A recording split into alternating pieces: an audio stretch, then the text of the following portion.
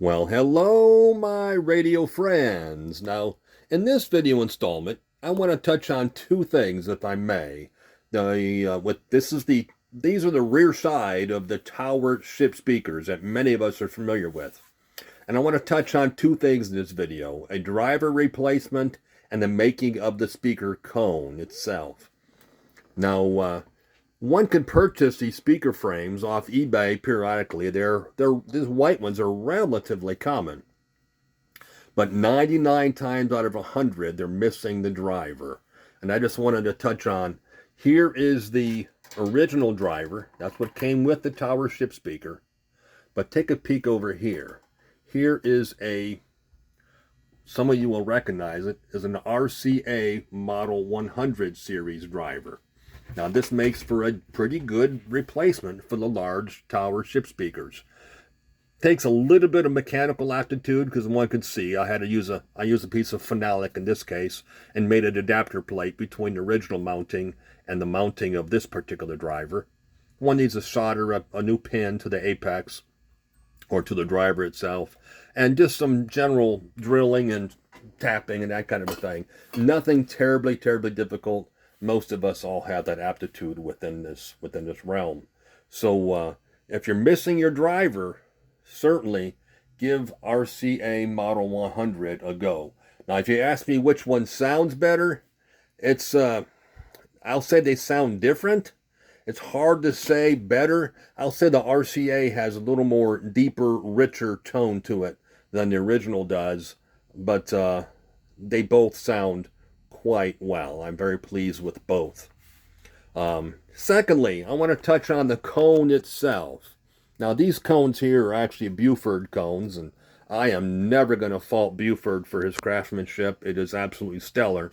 But truthfully, by the time you purchase the cone, pay shipping costs they are nowadays, it's not unlikely to have $50, $60 invested into a paper cone. Now, what I've done for years, is I go to Hobby Lobby. I pick up poster board. I buy it in white and brown and so forth. And I'll show you here in a moment some of the brown ones I've made. For less than $5, one can make a speaker cone. In fact, I think it's even less than that. I think the poster board is 99 cents. So I'm going to say for $1, one can make a speaker cone. With that said, I want to touch on the measurements for making one. If one cuts a circle 19 inches in diameter, left to right, cut a circle 19 inches. In fact, I take a ruler and I use it like a compass. At a 9.5-inch mark, I put it here and I just spin it around in the paper and cut me a circle 19 inches across. Cut a 6-inch pie piece out. Go from the center line to here, 6 inches, and cut that pie piece out. Take a hole punch and punch a little hole right at the apex, right at the point of that pie piece in the center of the paper, and fold it together. And when you pull those two halves together, you're going to have a cone that's going to fit perfectly across left to right, as well as the depth of it from the apex to the frame.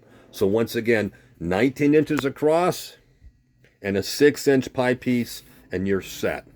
Now, I will say, once you get that cone cut out, put an additional little reinforcement on the inside. Cut another little small pie piece out and glue it to the apex of the cone, as you see Buford has done here. Now, I do the same, but I put mine on the outside. He puts his on the inside. Doesn't make a hill of beans a difference, but it does make a difference in the performance of the speaker cone. So, yes, put the reinforcement piece. In fact, allow me to be braggadocious just for a moment, just to show you. Here's a brown one I just made this week. That's for my tower, the bronze speaker. Originally came with blue, but I'm just drawn to the brown. Same with here. Here's another tower I made a brown speaker for. I made them for my Metro Electric there. Metro Electric there. I've actually made, in fact, that one for the tower. Or was it this one? I'm not sure which one. I think it's this one I made as well. So I've made quite a few of them throughout the years for literally next to nothing. Like I say, the poster board I think is 99 cents. So for less than $1 or around $1, somebody can make a speaker cone, and they work quite well. So anyway, I just thought I'd share. I hope you found it relatively informative. And if you have any questions, by all means, feel free to ask. And of course, as always, until next time.